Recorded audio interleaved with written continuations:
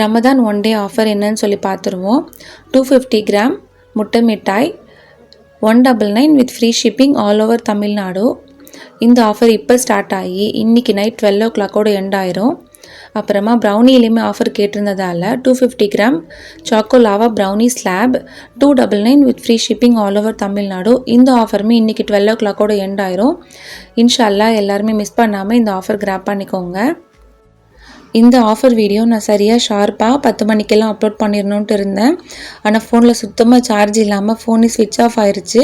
அதுக்கான ரீசன் வந்து எங்கள் வீட்டு குட்டி பையன்தான். காலையில் சஹருக்கு நோன்பு வைக்க எழுந்துட்டு தூங்காமல் ஃபோனை நல்லா நோண்டி ஃபோனையே ஸ்விட்ச் ஆஃப் பண்ணி வச்சுருக்கான்.